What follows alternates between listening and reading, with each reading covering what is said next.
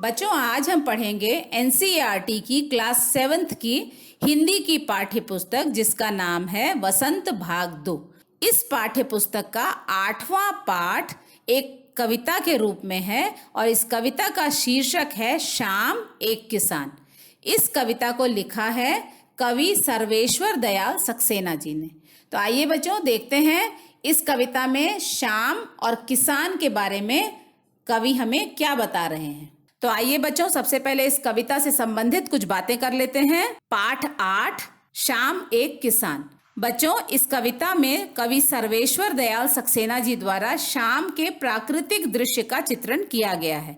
उन्होंने इस कविता में किसान की तुलना कभी शाम के समय से और कभी पहाड़ से की है। प्रकृति में घटने वाली सभी घटनाओं को वह एक अलग दृष्टिकोण से देखते हैं जो बहुत ही अद्भुत है। तो आइए देखते हैं कवि इस कविता में ढलते हुए सूरज के साथ जैसे ही शाम का समय शुरू होता है उस वक्त की क्या क्या बातें बता रहे हैं। तो बच्चों, जैसा कि आप देख रहे हैं इस कविता का शीर्षक है शाम एक किसान। शाम का मतलब है इवनिंग, शाम का समय, और किसान का मतलब है फार्मर, किसान जो कि हमारे खेतों में काम करते हैं।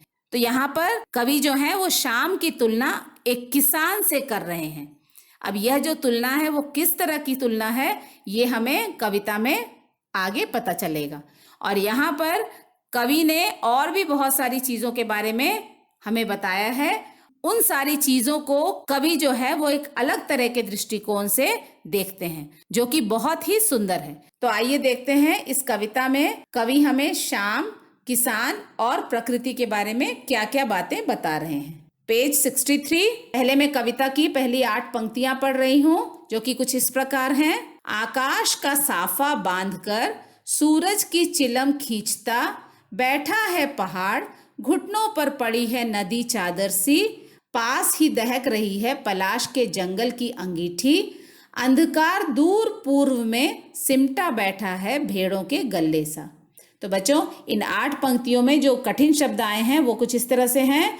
आकाश आसमान, साफा पगड़ी, चिलम स्मोकिंग पाइप, घुटनों ऑन नीज, दहक जलना, पलाश लाल रंग का फूल, अंगीठी आग जलाने का चूल्हा, पूर्व पूरब ईस्ट, अंधकार अंधेरा, सिमटा इकट्ठा, भेड़ों शीप, गल्ले झुंड। तो बच्चों आइए देखते हैं इन 8 पंक्तियों का भावार्थ क्या है। इन पंक्तियों में कवि कह रहे हैं कि पहाड़ एक किसान की तरह घुटने मोड़े हुए निश्चिंत होकर बैठा हुआ नजर आ रहा है और सामने डूबता हुआ सूरज चिलम में जलने वाले अंगारे की तरह लग रहा है जिसे कि वह किसान पी रहा है। दूर से देखने पर किसान रूपी पहाड़ के सिर पर पगड़ी की जगह आकाश बंधा हुआ नजर आ रहा है। पहाड़ रूपी किसान के घुटनों के पास से बहती हुई नदी ऐसी लग रही है मानो कोई सफेद चादर उसके घुटनों पर पड़ी हो।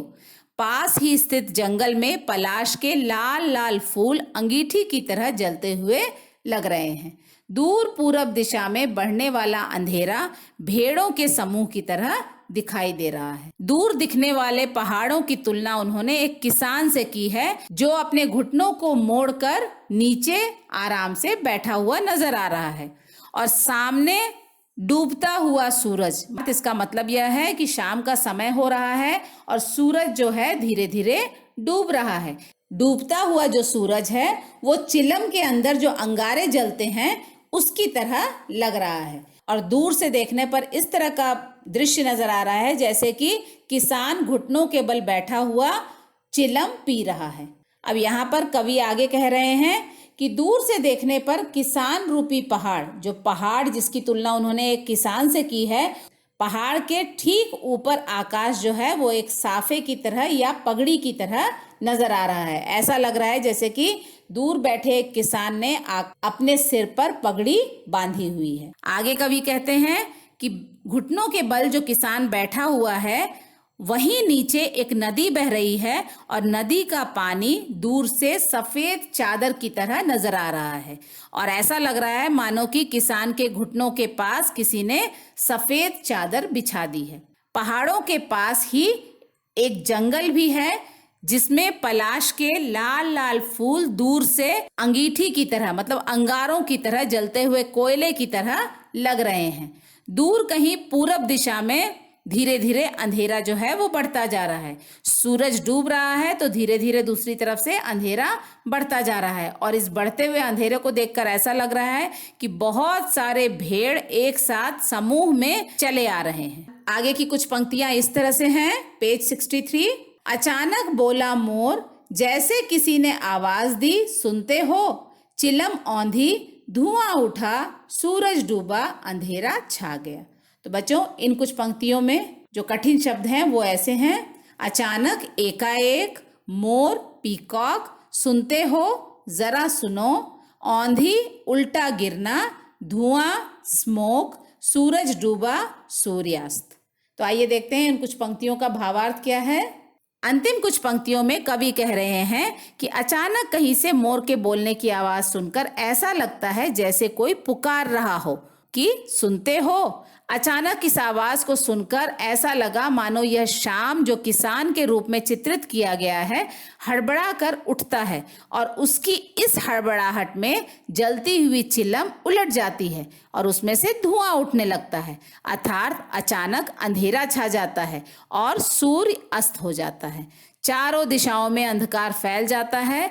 इस प्रकार सूर्य के अस्त होते ही शाम रात में बदल जाती है। तो बच्चों, यहाँ पर अंतिम पंक्तियों में कवि यह कह रहे हैं कि अचानक ही कहीं दूर से मोर के बोलने की आवाज आ रही है और उसके बोलने का ढंग ऐसा है जैसे लग रहा है कि वह कह रही हो कि सुनते हो या फिर मेरी बात सुनो।